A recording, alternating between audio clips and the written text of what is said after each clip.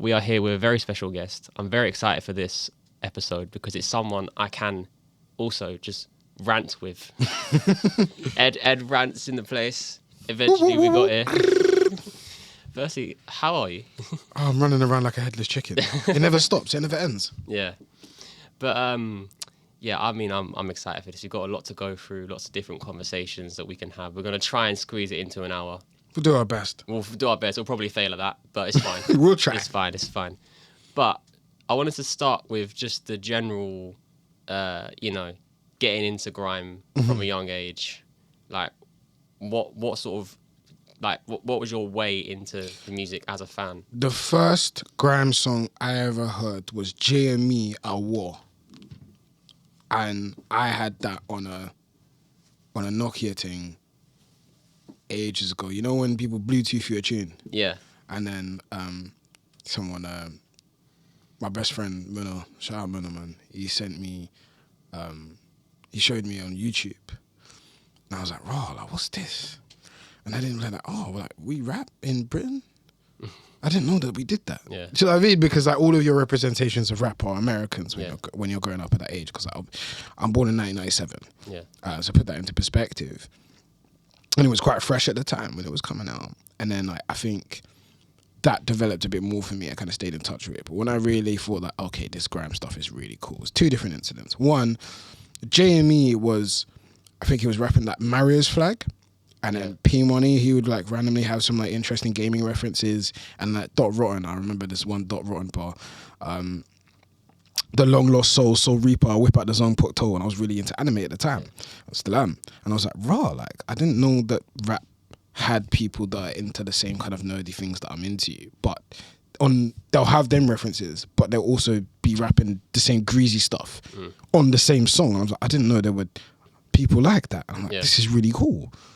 And grime's kind of been an interesting representation of how I can keep in touch with Black British culture in a way that, because of like the school that I went to, for example, I went to a grammar school. Yeah. You're almost denied of that. And even then growing up, like he's like, oh yeah, he listens to the weirdo music, or like, oh yeah, let him try and be black. And I'm like, whatever. But it's funny because the way the tables turned is that after I left school, right, uni happened, came back after first year. Obviously, little reunion happens when you all come back to the hometown for the summer and everyone's in the pub and whatever. They're like, oh yeah, like, I'm so looking forward to see AJ Tracy at festivals. I'm like, hold on.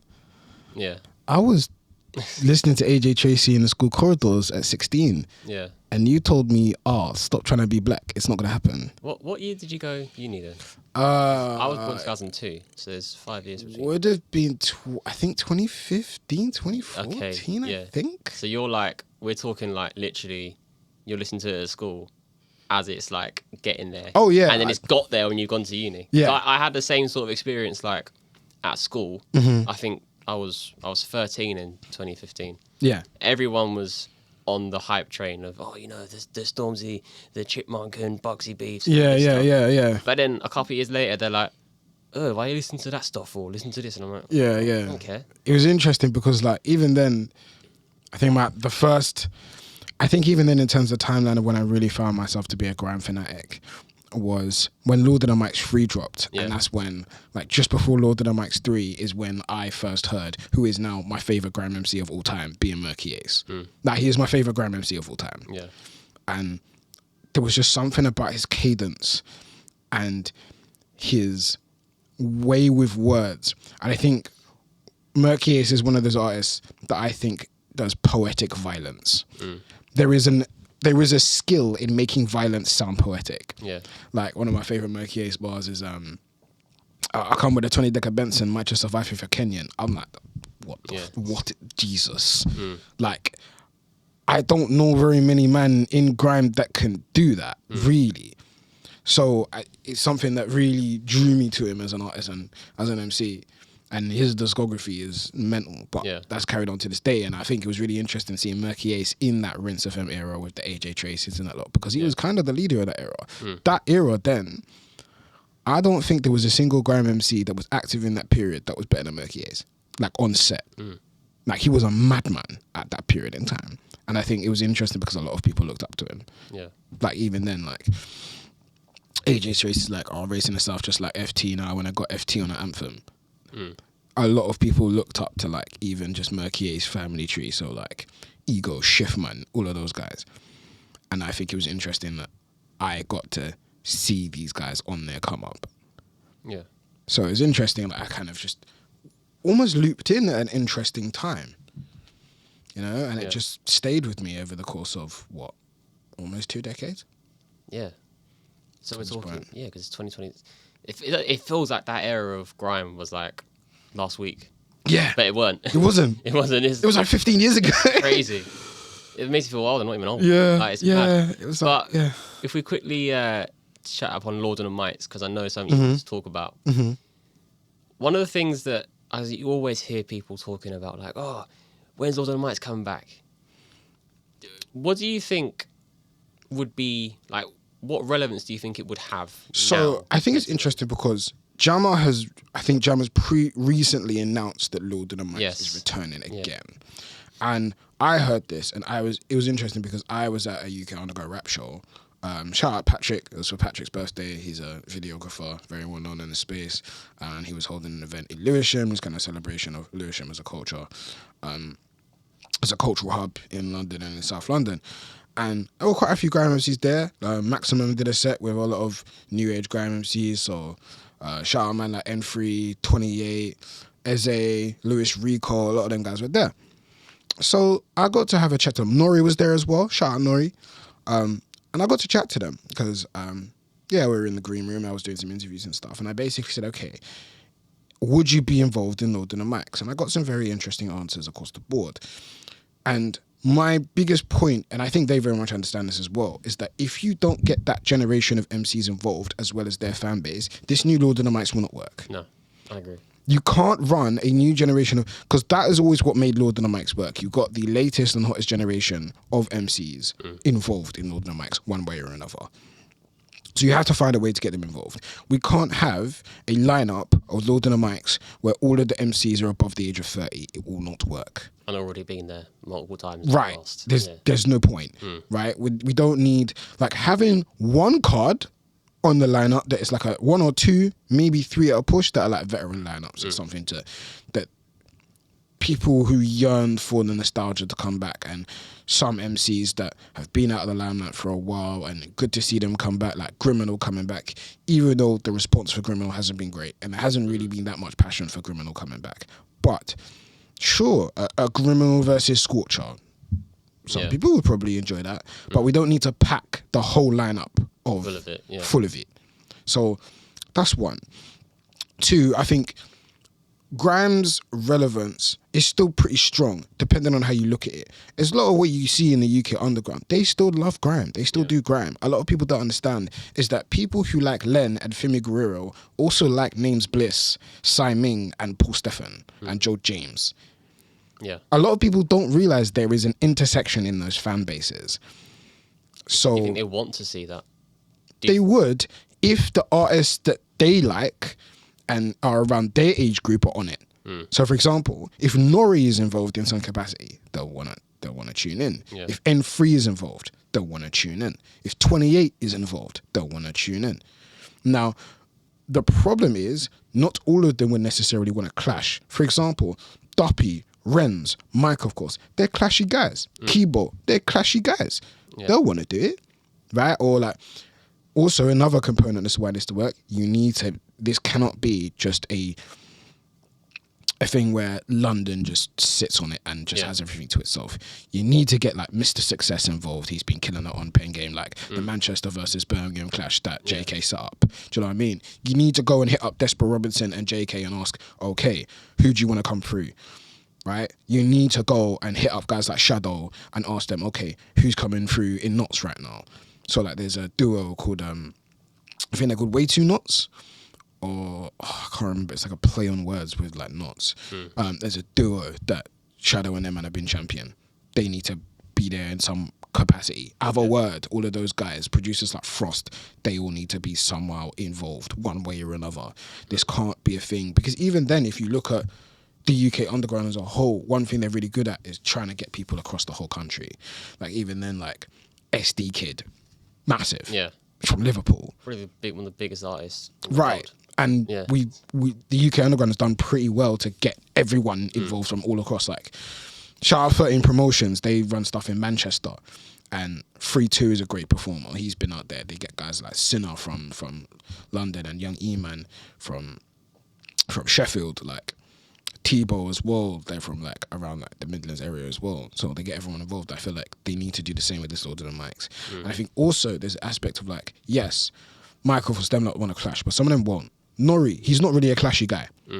He may not want to clash anyone, but he should be involved. So for example, can you do something like a performance platform where people will just come and just perform? Some people want to do a set. Maybe they'll shine in that aspect. Some people want to do tunes and do an exclusive music video and song dedicated to Lord of the Mics in collaboration with the brand that is Lord of the Mics.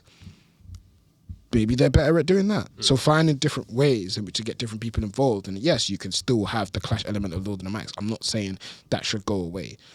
If anything, you can use these other things that you can do creatively to amplify the central part of Lord of the Mics. But you can't basically pretend that we're not in 2026 anymore, right? You can't pretend that we have to do things the traditional way like we've always done since 2005. It's not going to work, which also means that you have to adapt to the new age of social media, which means you're going to need to find some chronically online teenagers to help you out with this. Otherwise, it's not going to work. Yeah. Right? I think what I've learned is that as much as we think that we have our fingers on the pulse, you will never have your finger on the pulse more than a chronically online 17-year-old. He's always going to be more in touch than you. Yeah. Yeah. That's why you need them involved.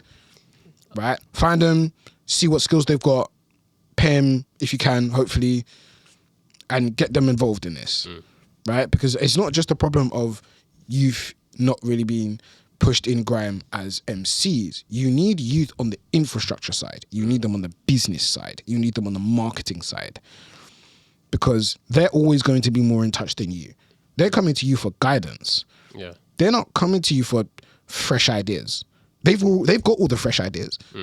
They just need you to like, okay, can you pattern this for me? Can you make it work? Can you help me make this work? The idea can actually, right, be like actually built. Right. Can you help me get the doll to do this? Yeah, basically. Do you know what I mean? I think there's an element to where the veterans need to understand their function in this, and in the culture as a whole. Like, even at a point where I think this is something that I talked about earlier on Twitter, and I can't remember who I quote retweeted, but someone was showing an interesting reference on Lancey Foe's Eagle Eye, and he made a very interesting point. And I was like, he understands that point because he's been here a while and seen the whole Black British music landscape. So what we have to offer is wisdom and cultural knowledge. Our job should be to pass that down to them and say, cool, go do some cool things with it. Yeah. Rather than saying, no, this is what grime has always been, and like you have to stick to this or it's not real grime. I think the moment you get Puritan with it, especially in the case of Lord of the Mics, it won't work. But that's the issue. There's so many people that would do that and would be like, oh no, I can't watch it because it's this and it's this. Because I look at Pen Game as something that's gone crazy over the last couple of years.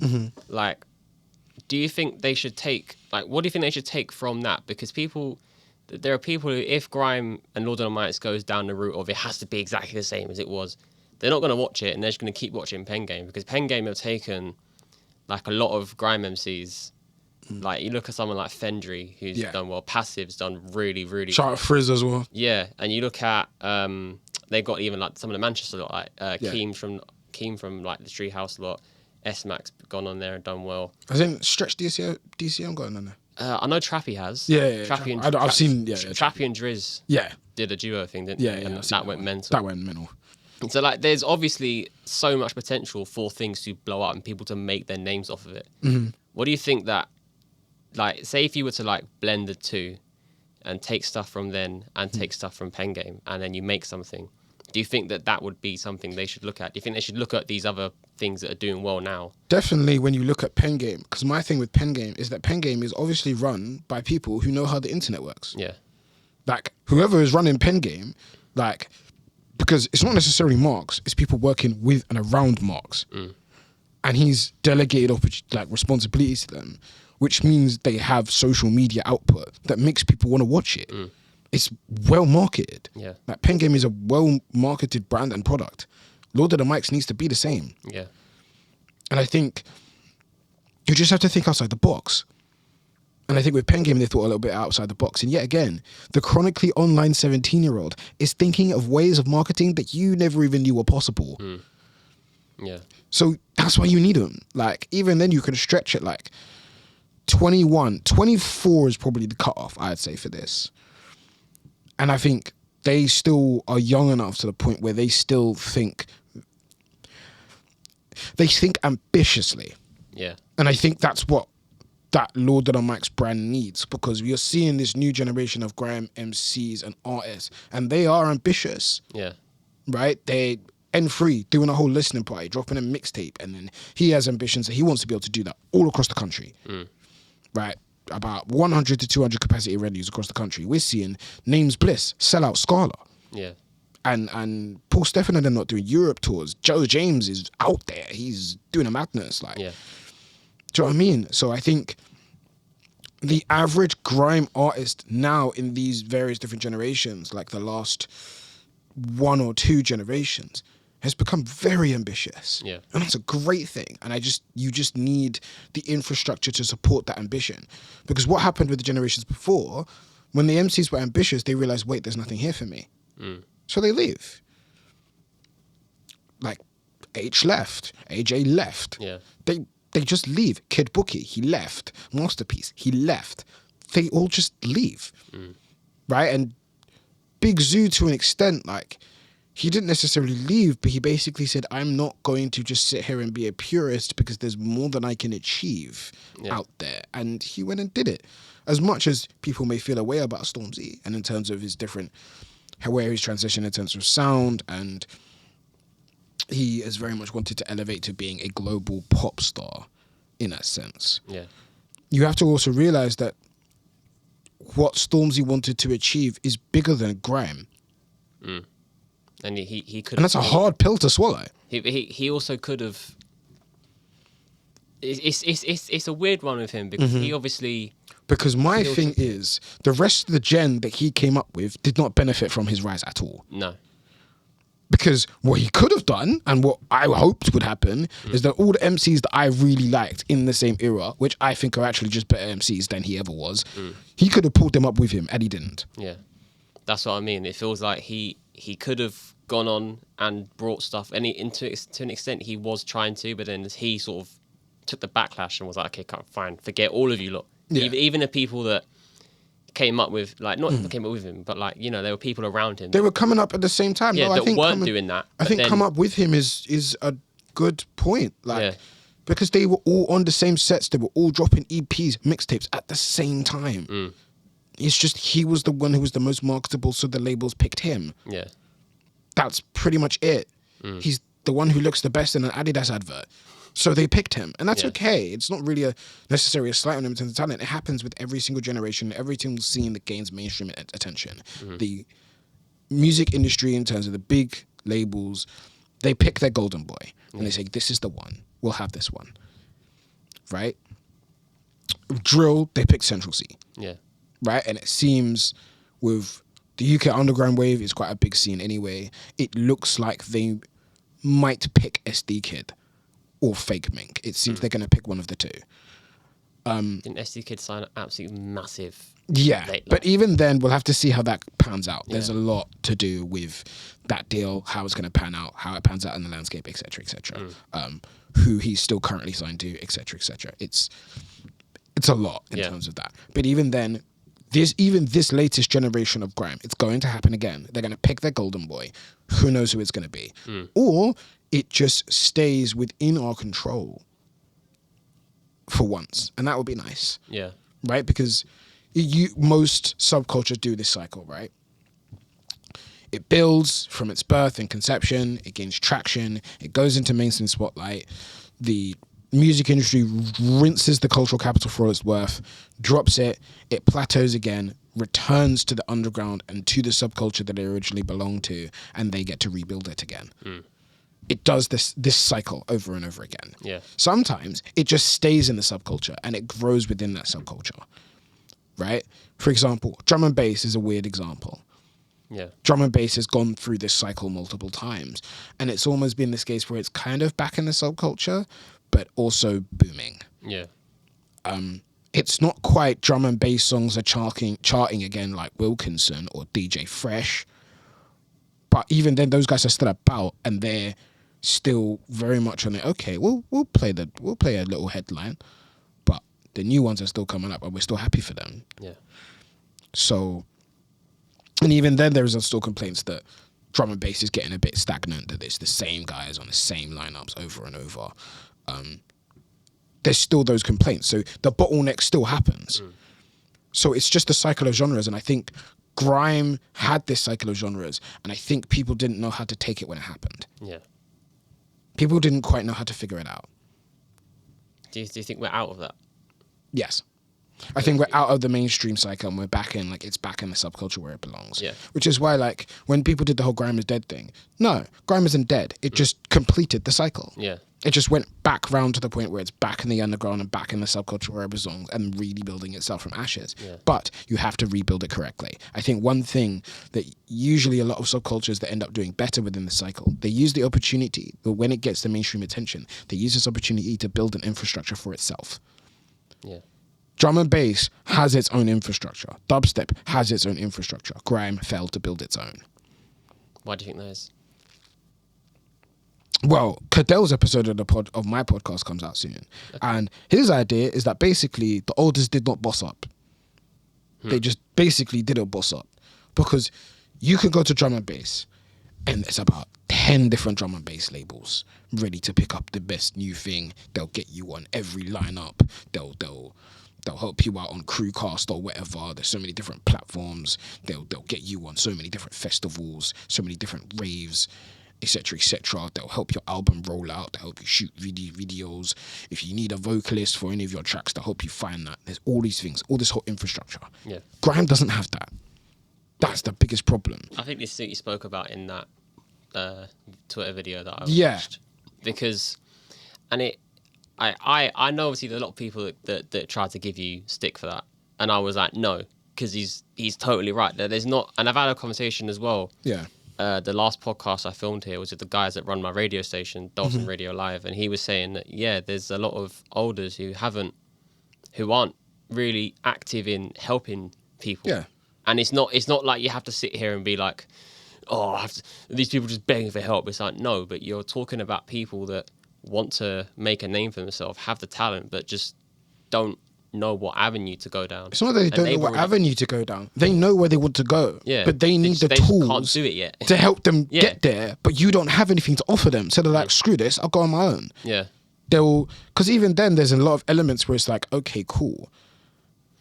I can either sit in a genre with no infrastructure, or I can take the sound and the culture that I love so much and go do whatever the hell I want with it. Go on TikTok, slap it on BandLab, record it out of my bedroom, make hits until I get to the point where I'm selling out 600 capacity venues and just build from there. Congratulations to Names Bliss. He's now making music full-time. Yeah. No job on the side. Music now pays him full-time. That's where they want to get to. And that's what they're working towards. And they're looking at Grime's current infrastructure and being like, you can't help me get here, so what am I doing? And I think it's okay when you're just starting out and want to build a name for yourself. I think it's not that Grime sets are obsolete. No, they fulfill a very good function. Especially when you look at a lot of the young UK underground rappers, they came from Grime. Tebow, FG, he started as a Grime MC. Young E-Man, they started in Grime. You can go back to Black Box freestyles and like Black Box ciphers. That's why when they rap, there's a lot of clarity. They can get their flows off well. They can hit pockets well. Because Grime sets are a good training ground. It's a perfect dojo, and it's also a good scouting ground to see who has got the raw skills of being a rapper. It is great, and that should never die. I do like the idea where Grime sets should be like school. Yeah. Can you pass the exam? And the final exam is at the end is maybe a clash. But that's That's the exam. But once you pass it, you're like, cool, you graduated now. Now go out into the world and do the real thing. Yeah. Don't sit in school forever. You have to graduate school at some point. That's the thing that I'm thinking of when I'm thinking of, like, obviously my platform. I'm like, got all these sets, and the same in the same podcast. Yeah. They were asking me, do you think the new generation of grime is lazy? And I said, no. No. They're not lazy. Because how are people coming from Leeds and Manchester? They're coming from everywhere. To do my, just little old me show, just my set. But then what I'm saying to people now is, like, you can come on my platform. You can go on Shapin Grime, you can go on Mode, you can go Trapresent, you can go wherever you want to go. But that's promotion for you. And then they click on your page, and all they're seeing is the same clips they saw on my page. Yeah. What do you own?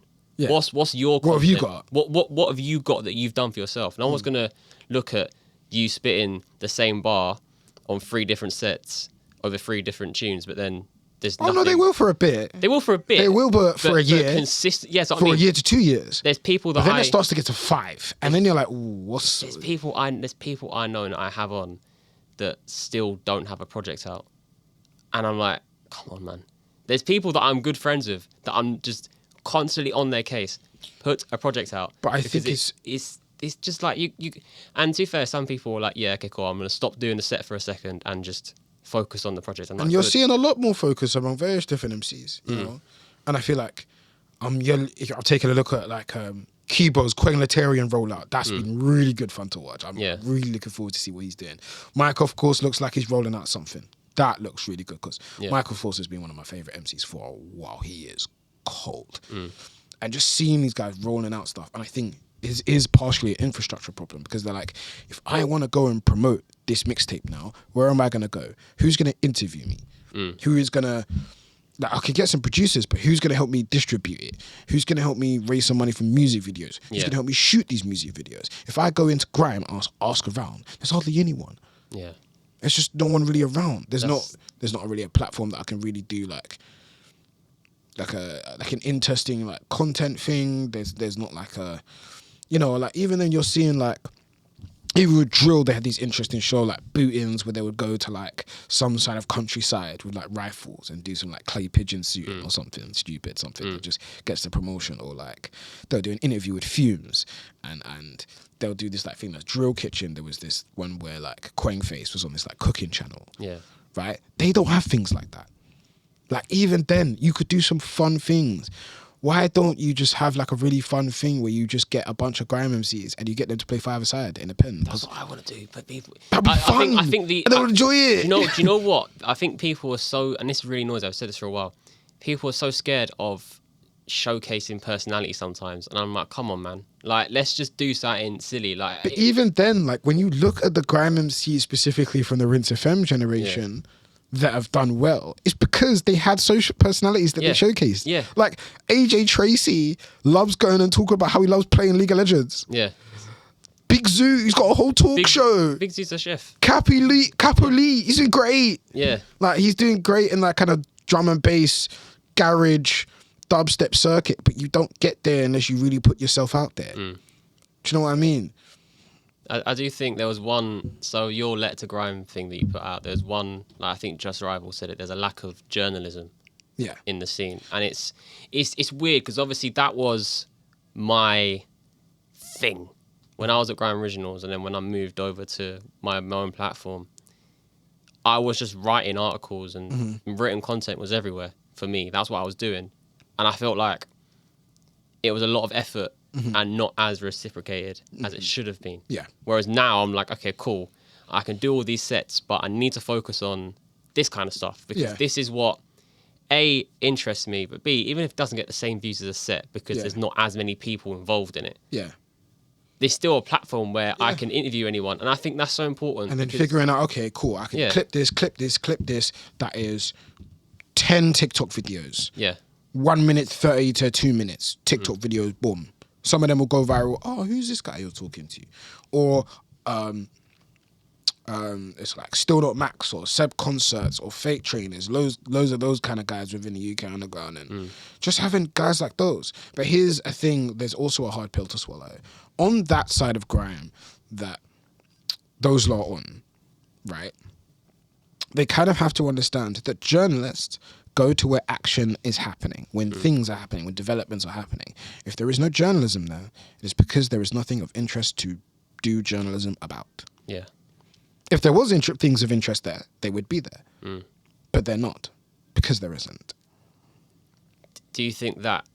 And it's a hard pill to swallow. Thing, or is that just... I think it's also there is partially a lack of infrastructure thing, for one. And two, that same... what I called the retirement home of grime, they've been doing the same thing for 10 years. Yeah. They haven't changed in 10 years. Their production has barely modelized in the space of 10 years.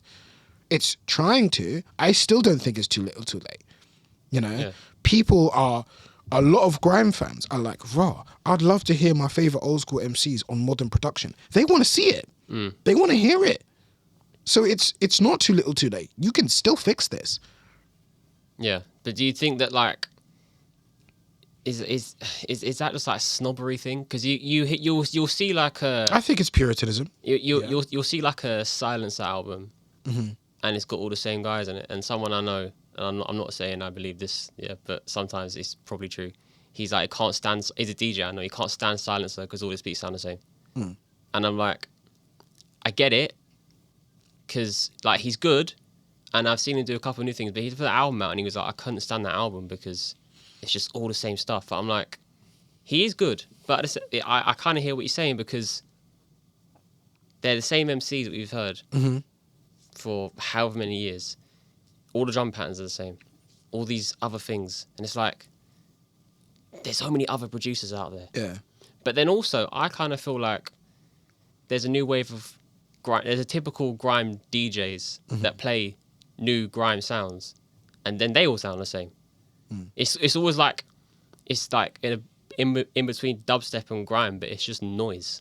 And I try and, like, if I'm DJ saying, I'll try and combat that, because I know there's other sounds out there. Because even then, the lo-fi grime sound is booming in the moment. That kind of like lo-fi grime / like mellow grime, the kind of very jazz influenced stuff. There's not enough of that on a set, I don't think. No, and there definitely should be. Yeah, I feel like it's interesting when you see how much traction that grime edits, like mellow grime edits or lo-fi grime edits or jazz grime edits get on TikTok. There's so much traction behind it. So why no one's thought, I'm just going to play a set of mellow grime rhythms? Yeah. No, I don't understand why this is not something that people didn't think of. Do you know what I think? I think as well, this kind of relates back to what we're saying about a journalism thing. There's a lot of radio stations, and there's a lot of grime DJs on radio stations, whether that's you modes or your smaller stations, whatever, like the internet community radio stations that just have the decks in front of them and look down and play tunes. And most of the DJs that do that are playing the same kind of tunes. They're not playing tunes like that. I think there needs to be a diversity in sound, firstly, but also a bit more of... Remember, you're on radio. You haven't gone pirate. Right. To just do a mix. Right. I think it's... There's a camera in front of you for a reason. And there's a whole production person on the side for a reason. Because they're desperate. Like, radio has struggled to try and modernize, but there's some aspects to which it has modernized, which is like adding a visual element so it can go on social media, but you have to interact with it. So, for example, I think there's 3 radio stations right now that do this really well. You've got Dockside Radio. Yeah. They're great. You've got everything that Blammy does, especially Victory Lap. They're amazing. And Represent FM. Yeah. They're really good at this. Right?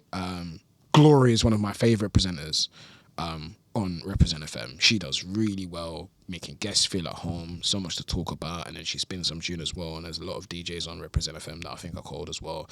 Dockside Radio, all of them are great. That's how I found out about like Louis Rico, Nori, a lot of those guys through Dockside Radio. That's how I found out about Posy. Yeah. A lot of those guys. So they're doing really well for getting them to come through. So like, I think the idea of internet radio and radio that is specifically cultivated for the age of the internet that we're in is important. Definitely. And I think one of the most basic things that people still haven't understand, that radio is now a visual medium. Yeah. It is a visual medium now.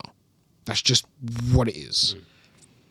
And I think you just have to embrace that. So you need people with the personalities that also suit a visual medium.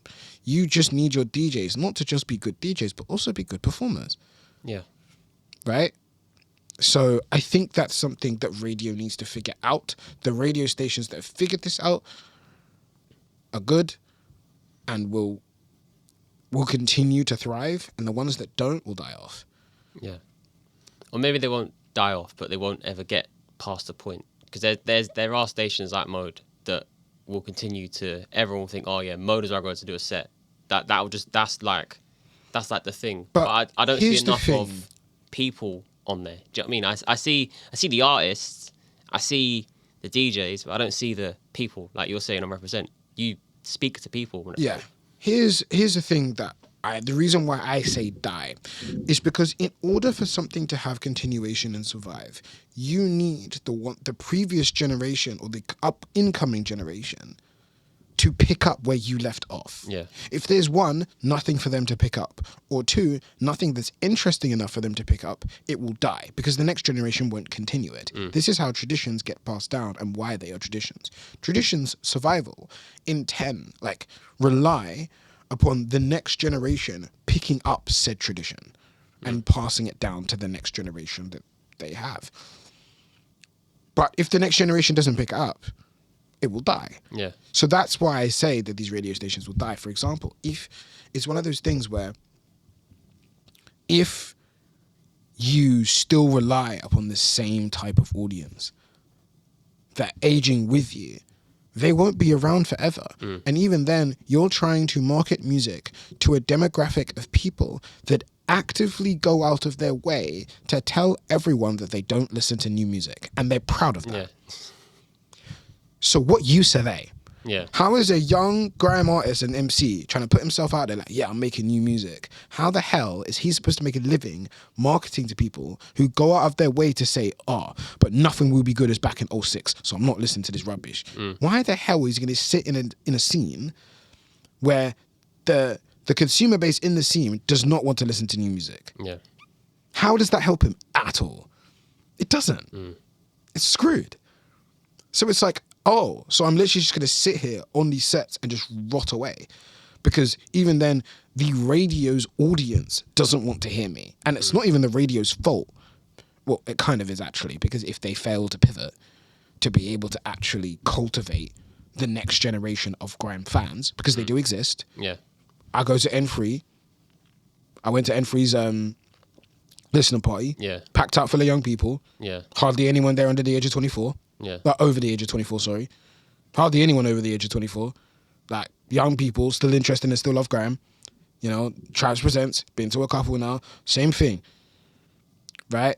So there is a young grime fan base out there, and even then when you look at like, but it's all the UK underground stuff. It's not really like grime. They're all inspired by grime, whether they want to admit it or not. Yeah. They are. They look up to you guys. They're sampling you guys. Shout out Nat. aka N4T, he dropped Ghana Must Go, but he also just dropped a tune recently and he sampled Section Boys. Yeah. Like Spuddy, Colt Spuddy, he is a producer on Colt Records. It's the same record label as like Tibo FG, Young E-Man, previously Jeff GRV, Jay Katana, those guys. And that sort of UK underground powerhouse, started by Silk Sid. But he's been on a run for the last 2 months making grime beats, and he's fallen in love with making grime beats, like new age grime beats. He's got like he calls it ragga. It's like an interesting take on the kind of dubstep adjacent mucky producky period that we had in like 2009, I want to say. Like Da Vinci even, Rude Kid, Wafer, those guys. And he has an interesting take on that. But it's like, if you've got him at his age wanting to make those kind of beats, you can't say that youngers aren't interested in grime. They are. Yeah. You just have to provide an infrastructure in radio specifically that allows them to do the things they want to do. I would say someone teach Colt Spuddy how to DJ and let him do a set on Rinse. How important do you think DJing is? Very. To me, I've been DJing for a year now. It was a waste of time, me not DJing for the 4 years previous that I was working in grime. And I'm like, why was I not doing that? Yeah. I think now, especially like with radio, because radio to me, can be and is still the sort of groundwork, the foundation to what grime is. And it was 20 years ago, and it is now, but in a different way. You can do one radio show, and you've got so much content from it. You're broadcasting yourself to all these different audiences. Bear in mind, like, someone, it might be on the show before you, they're now looking at your show. Like, it's different to what it was. But in order to capitalize on that, you kind of have to, take advantage for all, like, not just go there and just, I'm just going to do this because everyone else does it. I'm going to go there and we're like, what can I do? Or even if you're walking into a radio show and you're not DJing, you can look at them and be like, how could I benefit from this? It can even be something as simple as like, cool, have you got the VOD from the radio show? Cool, clip that up 20 times, put it on TikTok. Okay, you don't have the VOD from the interview? Okay, what you're going to do is, when you get there, you're going to put your phone on a tripod in the corner. You're going to press record. When you're going to go home, you're going to edit that, clip that up, put that on Instagram, put that on TikTok. Ask some random questions on Twitter and then put a little link. Do you know what I mean? Just get a bit savvy with it. Yeah. Just get a bit savvy. It's so easy too. I think there's an interesting balance now. I was talking to my mum about this the other day. People are it was very easy 10 years ago. Not very easy, but it was easier with the internet to make a name for yourself. It's kind of like algorithms that try and make it more difficult. But the ease of access is still there. Yeah. And you can still do it. I would argue that you might as well just try and do it. Some of the tools are more readily available than ever, especially because as much as basically the tech corporations messed up and they thought that they beat piracy, they only made it worse. Yeah. Pirating has never been easier than ever before. Everyone's got a cracked version of FL Studios. Yeah. Do you know what I mean? Like, you can find a cracked version of anything. You can find leaks of anything. Like, they're learning how to torrent again. It's really fun to watch. But, like, piracy is back. So half the things that you think, oh, I've got to pay for, nope, you can get it for free. Just be willing to commit a crime. Be savvy. Right. Yeah. But, yeah, I think it's finding new solutions to old problems. Yeah. And I think sometimes, well, not sometimes, grime has very often struggled with that. Yeah. Right? So I think in this case, yet again, if you get young people involved with the infrastructure, the back end of grime, so to speak, they'll probably solve those problems for you because they've probably had this idea for like a year and they've just had nowhere to put it. Yeah. Do you know what I mean? Yeah, it's interesting. I obviously probably one of the youngest people out there with a platform. And people go to me and they're like, oh, it's so refreshing working with someone like you because you just see things differently. To me, I don't even feel like I do enough different. I'm trying to find ways to do things that are different and innovative. And even I sometimes feel like I don't have just the time, money, infrastructure to go to places and be like, oh, let's do this and this.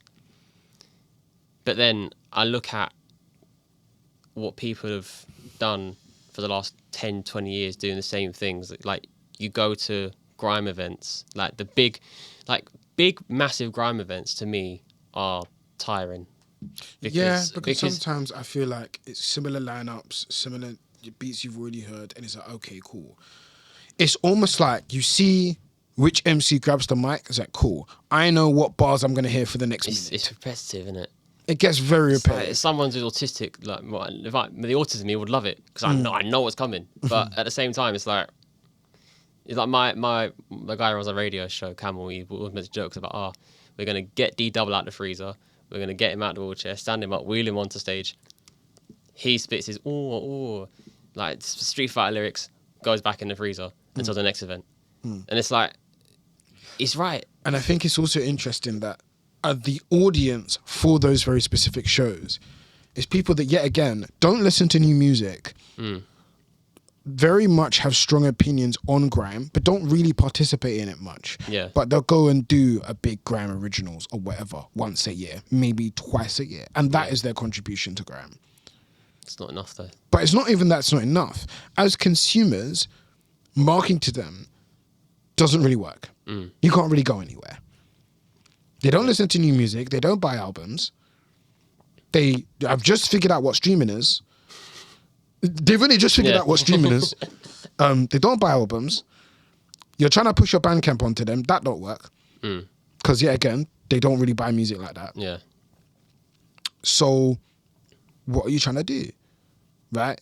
They want you selling CDs out the trunk. You're going to go to them and say, yo, man's got the CDs right here. They ain't going to buy them. Yeah. Because like, do you know what I mean? Yeah. They just don't buy new music like that. No.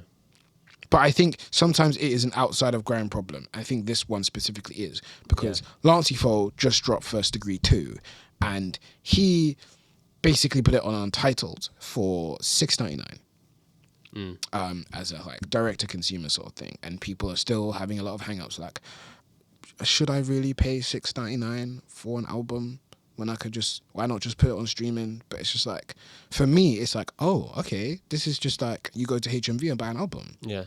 This is cool. It's weird. People like I grew up with CDs. I still buy everything physical, whether it's a CD or a vinyl or even video games. I think like CDs and vinyl are collectibles now. Yeah, they're not even. They're collectibles. They're merchandise, but I think that still fulfills a very good function. It's not necessarily the consumer's fault that the technology has kind of failed them and not actually retained the use of that. For example, they're making new laptops with no CD drives. Yeah, that's mad to me. And that's mental to me. That is absolutely nuts. So like what's really interesting now is I remember USBs, it became a thing and people sold physicals on USBs. Yeah. And then what happened? They stopped putting USB ports on laptops. And you're like, what am I supposed to do now? What purpose is a laptop without you? Right? And I think this is why me and my politics hat's going on. The cultural change also becomes of the failures of big business because they're incentivized by profit rather than seeing the impact on culture and what people's consumer behaviors actually are. They try to dictate consumer behavior rather than moving with consumer behavior. Yeah. This is big tech screw up. This is another example of Silicon Valley not getting their head out their asses. Yeah. So it's almost sometimes even then we're thinking about grime, but sometimes the problems itself that grime has is bigger than grime itself. Yeah.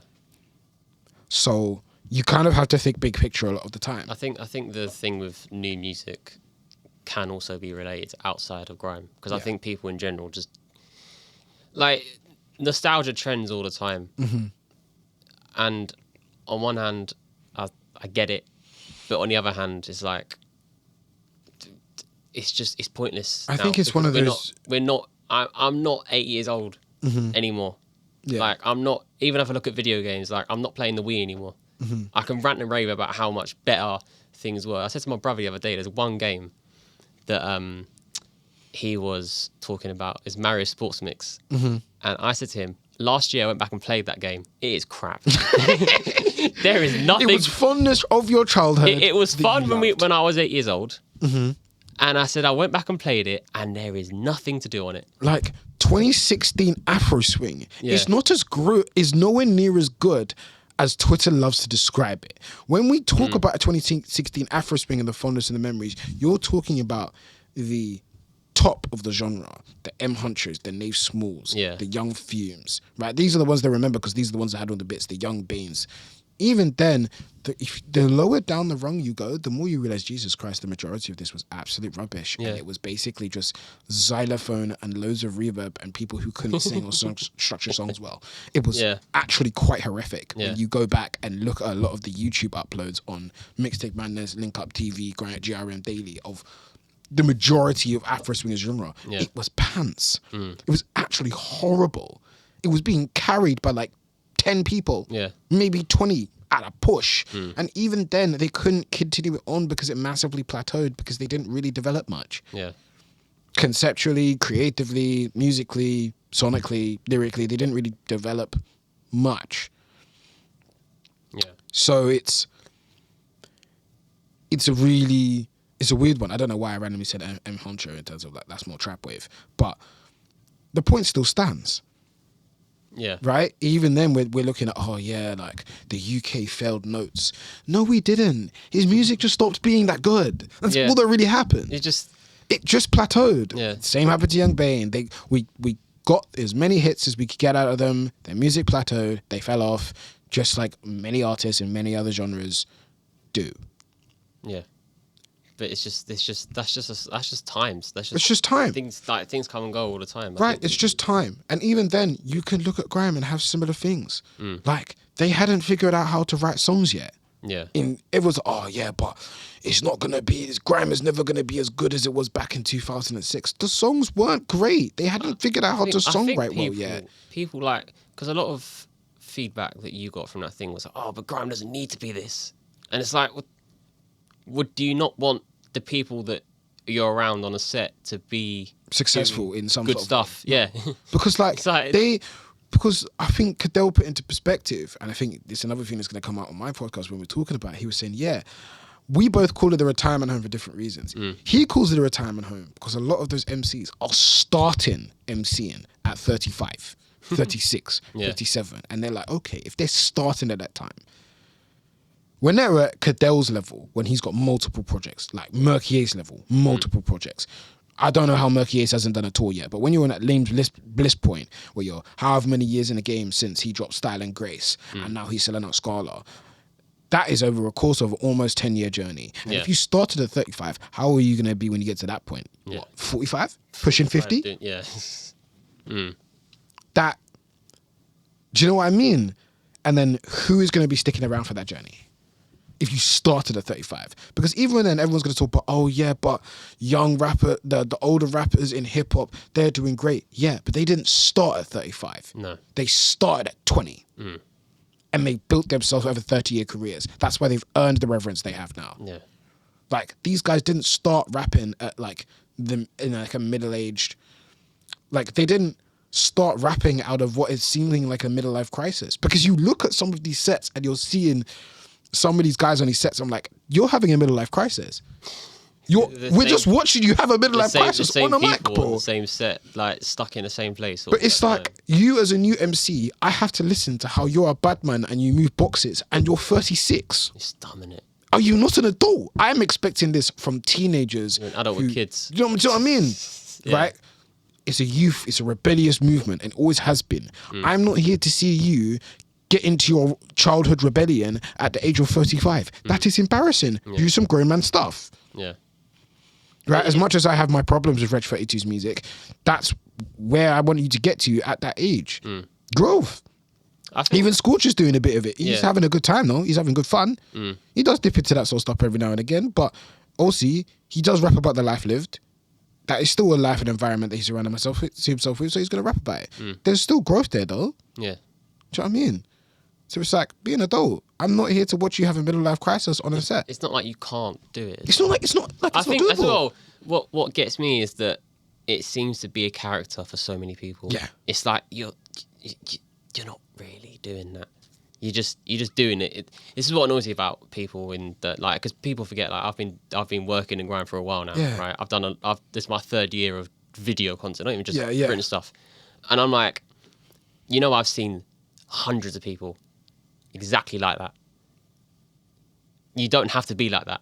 I'm not like that. Oh, I run up and I sat and I smack up guys. You work on a construction site and you're 37. Stop. It's that because you can be. If you're 16, 17, pushing like 21, you're at uni, calm. I get it. Yeah. Young adolescence. You want to prove yourself. Yeah. Machismo, all of that. Give me all of that. Cool. When you're young in that age, that's what you're supposed to do. Yeah. But then you're supposed to grow up. Yeah. You're not supposed to start on that when you're 36. You're not supposed to still be on that when you're pushing 40. Maybe it's frustration because they haven't got anywhere in their life. I'm literally at a point where like, you can't be picking up the mic at 35 and that's what you're spitting about. There's no way. Yeah. There's no way. It sounds bad, but rap your age. Yeah. It's genuinely rap your age. Yeah. And hip hop had a problem with that for a little bit, but it figured itself out. Yeah. When you look at a lot of the hip hop rappers in America that I like. I like Joey Badass. I like Jid. I really like what Slick Rick's new album's done. I like Absol. You know, I like Benny the Butcher, Westside Gun, Rome Streets, Amani Caesar. Like Flatbush Zombies made a comeback a little while ago. Underachievers, but like those guys rap their age. Yeah. Wale dropped a beautiful album last year because he rapped his age. He's like, yeah, this is the things that are going on in my life, you know, and this is what I'm going to rap about. Yeah. And it's nice. I love it. It's like, yeah, rap your age. But like, if you are just at the point where like, yeah, I'm just bossed up in it. Like, I'm still on G shit at my age. Fine, you can rap about that as well. Like, I want to hear about Benny the Butcher trapping in the snow. That's calm. I don't mind that. Yeah. I don't mind that. Do you know what I mean? Yeah. But I think there's an element of, it's almost off-putting to see rappers of that age still showing a level of immaturity that they should have grown out of. And with that subsection of grime, it is a massive problem. Yeah. Which is why when I talked about, okay, journalism is attracted when things interesting are happening. Yeah. That's not interesting. A journalist doesn't want to cover that. Yeah. That's not new, exciting, fresh, or interesting to any of the demographics that they would be writing for. Yeah. So, of course, you're not going to get journalism there. So, I think it's, yet again, tough pill to swallow, but yeah, man. It's interesting because I feel like, on one hand, people will sit there and go, "Oh, you don't need the journalists," but then you kind of do, and you also kind of. I do think that like, I wish more people. I think I'm like I know to myself, I'm just some random guy from Norfolk who likes grime, so I went and found an opportunity, took the opportunity, left the opportunity to build my own stuff. Someone else can do that. Yeah. If someone really sits there and think, "Oh, where's the grime journalism?" Do it. Just do it. There is the little grime journalist, like the literal grime journalist. Yeah. He does his thing. Yeah. I think the Metal Messiah could be the new Risky Road. Yeah, maybe. I genuinely think he could do it. Like, there is hope on the horizon. Like, even then, we're saying, oh, who's doing it? There's people trying. Yeah. Someone go help these people out. Yeah. Someone go help them out. Jump on my podcast. Do you know what I mean? Like, someone go and help them out. And Yeah. I think yet again, to quote Cadell, someone boss up and go help these people out and give them some resources for them to actually work with. Do you know what I mean? I think there's so much potential that won't, well, I won't say won't, isn't being exercised upon because there's just... It's not being there's utilised just there's enough. this like disconnect. Yeah. And it's just very strange. Yeah. It's odd. And it's like things that it's like people have probably had these ideas for ages. And like I think it's also one of those things where I realised with that letter to Grime, I just said what a lot of people were already thinking. Yeah. So one of the people under that post, Yizzy is a prime example of someone who just left Grime and said, you know what, I'm going to do Grime my own way. Screw all of you. Yeah. Right. And he was quite vocal about his agreement as well. And other MCs as well. And just other people in and around Grime. And it's one of those things like, yes, people have been thinking this for ages, but they just didn't have the resources to do anything about it. Yeah. Because a lot of people in that response, and some people say, well, if you don't like it, get in there and change it. But if I can try and get in there and change it, I don't have the resources to do that. And there's no infrastructure that currently exists for me to do that. Yeah. I'm not the one holding all the cards. You lot have been in Grime for 20 years. Yeah. You lot have been doing this 20 years. You have all the cards. Use them. That's what we're asking you to do. Use them. Yeah. Don't jump on a set with the same old guys and spit the same 16 bar that you've been spitting for like 15 years. You've made your money from Grime already. Yeah. How about you move it around a little bit? I agree. Because then, I don't know. I don't see any. We need to hurry up because the time's up. But I don't see any like benefit to anyone apart from yourselves anymore. If you're just doing a Mac 10 set with everybody that you probably did that exact set with the same people the same tune. 20 years ago, it just sounded like absolute shit. So now you have 2026 technology, it sounds good. Yeah. And that's it. I guarantee there is probably clips. You could do 2006, do 2026. You could get the same thing. From the same set of people are probably being on the same set of people on the same set.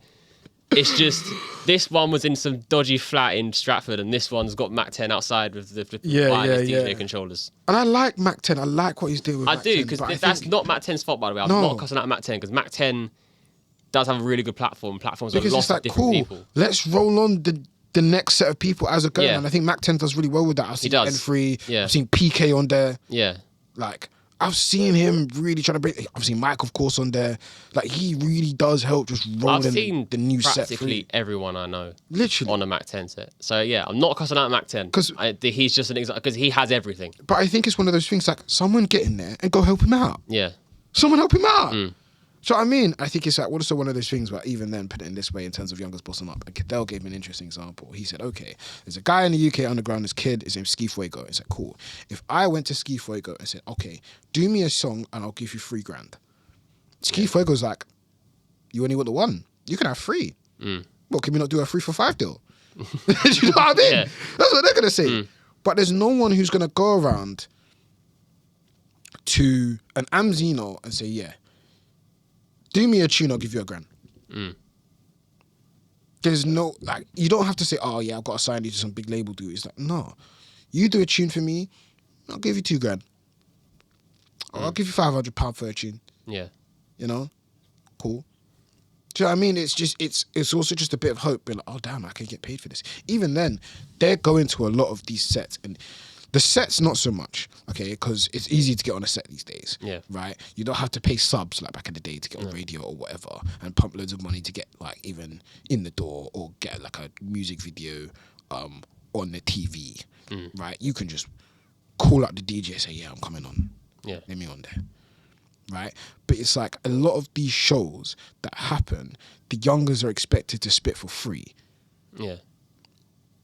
Which isn't sustainable. That doesn't even pay them to get there. Do you know what I mean? What I like about the UK Underground with a lot of these different shows and concerts, they'll get something. Yeah. They'll get something, even if it just covered the cost of what it took you to get there and get home and eat or put yourself up in a hotel or whatever it is, right? Just something so they can say, oh yeah, there's a future in this, you know? It can't be that some of the best, it can't just rely upon charity organizations like the Rough Squad Foundation to be able to give some sort of sustainability to grime. Yeah. There has to be a proper infrastructure outside of, we can't just rely purely on charitable organizations. Like, that's crazy. Yeah. Like, what, one charity project being like Grime Pays is holding the entire thing up for new artists? It's ridiculous. That's crazy. There's no way. Yeah. And you lot all bossed up. Like, Fecky is got money that he's got his own farm. Yeah. Lethal Bizzle is got property in Ghana. They all have got the dough for it. They've got the resources. So throw the money back into grime then. You do it. Like, why are you telling me to do it? Me, who is still working part-time, is racked up with university debt. You're telling me to do it. You do it. What? Why you say this is my problem? Yeah.